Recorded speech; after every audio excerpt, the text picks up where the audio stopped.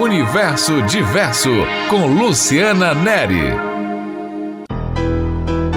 Uma das palavras mais faladas na transição de um ano para outro é, sem sombra de dúvida, desejo. E é sobre ele que nós vamos falar. Conversar com o Pedro Ivo das Neves. Ele é professor do curso de Psicologia da UESB, psicanalista associado do Instituto de Psicanálise da Bahia e da Associação Mundial de Psicanálise com sede em Paris. Pedro, por que tanto desejo e o que é isso mesmo? Vejamos. O ano termina, o outro ano a começar, e desejamos algo para o final do ano, seu último momento, apesar de desejar para o começo também do próximo ano. Desejamos, sobretudo, não carregar restos, resolver os restos, as pendências, aquilo que foi deixado um pedaço, coisa impossível. Daí que queremos desfrutar da sensação de novidade, de algo novo para o próximo ano.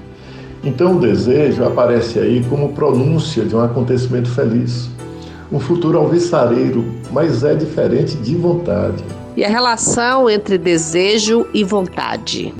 A ideia de vontade é que há uma escolha própria, livre e possa ser possível acontecer, inteiramente dependente de uma força própria imprimida pela pessoa diante de tudo mais, coisa que é desmentida pelo desejo. O desejo não é vontade, o desejo está aí. O desejo nós procuramos encontrar, porque ele já está aí. Bem, se o desejo está por aí, mas nem sempre o percebemos, como identificá-lo? Ele aparece nos sonhos, sentimos sua força na presença do objeto, trai a vontade e muda o rumo das coisas. O desejo é, a princípio, antes de tudo, o desejo do outro. Nós respondemos meio sem saber ao que o outro deseja para nós. Queremos ser reconhecido pelo outro, não lhe dando falta, sendo correspondente ao desejo dele. Esse outro invisível, esse grande outro. Bem, Pedro, mas para além de querer corresponder aí ao desejo do outro ou dos outros de forma geral, nós temos os nossos próprios desejos, não é? Encontrar os seus desejos, os seus sonhos próprios, como os seus, para realizá-los, não é uma tarefa tão fácil assim. Não é uma tarefa rápida, fruto de um instante e de uma vontade, mas é a tarefa mais brilhante. Talvez seja mesmo a desejar encontrar o seu desejo, aquilo que posso mesmo saber ser meu, autenticamente a par do outro, sobretudo. Esse é o que desejo, é o que a psicanálise, é o que deseja a vocês. A todos que estão ouvindo, é o que a psicanálise pode desejar para cada vivente. Encontrar o seu desejo próprio, o desejo e os seus objetos de satisfação. É o que desejamos para todos aqueles que pensam algum dia empreender uma análise, trilhar esse caminho. Quem foi o autor dessa teoria e você pode trazer algum exemplo para ficar mais claro? Isso é formulado por Lacan, Jacques Lacan, é psicanalista francês, que recupera a autenticidade da obra de Freud em psicanálise, e ele vai nos formular o seguinte a partir de Hegel também. O desejo do sujeito é o desejo do outro. Então verifique que nós, antes de nascermos, nós na verdade vamos ser desejados por alguém para poder nascer. É isso que faz o acontecimento de uma gravidez, de acontecer uma gravidez, se não é interrompida, é porque há um desejo de que isso siga adiante. E quando caímos, então, nós caímos já dentro de uma formulação que o outro nos fez para nós. Então, estamos falando aí desse primeiro outro, que é o outro materno, esse que acolhe, que recebe aí. Esse acolhimento, essas falas da mãe, isso vai nos constituindo, não é, Pedro Ivo? Aquilo que vamos sendo é uma interpretação desse outro sobre aquilo que nós demandamos e vai correspondendo. Então verifique que a partir de um determinado momento, o sujeito identifica, vamos pensar assim, o bebê, percebe que o choro dele é uma mensagem, não no sentido acabado de percepção, mas é que essa mensagem endereçada a um outro obtém uma resposta de satisfação. E não é só a mãe ou o primeiro cuidador quem acaba instituindo aí, criando o desejo no bebê, outras pessoas também, né? Isso se extrai da experiência 1, 2, 3, 4, 5, como seja das experiências. Então a extração disso é o que nós chamamos do desejo. Então o desejo é algo que se endereça ao outro, que venha a lhe corresponder. Por isso que nós sabemos que o desejo encontra no outro o seu lugar. Então, eis que o sujeito tem uma relação com o outro. Compreende? Como nos separamos desse outro? Eis uma questão de enlouquecer se nós não nos separarmos das demandas do outro, se nos empenharmos exaustivamente em satisfazer o desejo do outro. Nós sofremos disso numa posição escrava, numa posição servil. Por isso é importante e fundamental nos separar e ir em busca do nosso próprio desejo, não é isso?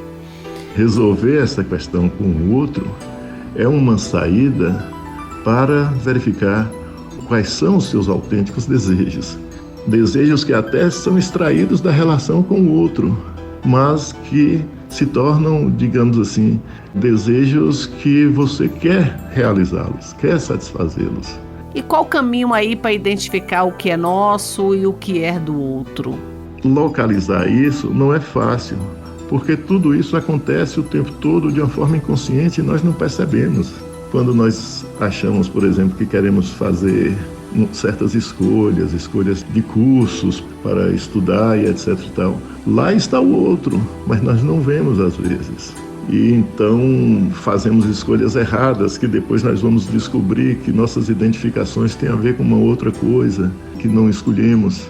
E isso tudo, digamos, nós vamos percebendo que tem uma divisão entre o que são os meus desejos e o desejo do outro.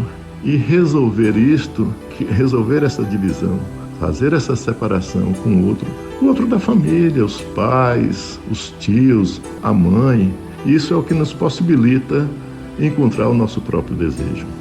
Vamos concluir esse bate-papo explicando, como extrair da relação com o outro que tanto nos atravessa e influencia o nosso próprio desejo. Como é que a gente faz isso? Isso tem a ver com um desejo que é desejo de saber. Como eu posso sustentar o desejo de saber se eu sou tão atravessado por demandas, por coisas que eu tenho que fazer, por coisas que me vejo obrigado a fazer, por coisas, digamos assim, que eu não consigo me livrar, porque elas se repetem justamente porque eu não localizo a fonte no inconsciente, a fonte dessa repetição. É possível fazer alguma mudança nessa área, Alguma mudança que nos direcione ao próprio desejo? É possível fazer uma mudança sobre isso? É, mas essa mudança vai ser feita, então, através de uma outra relação, que é uma relação com um outro que não representa nenhum outro desses que me demandam.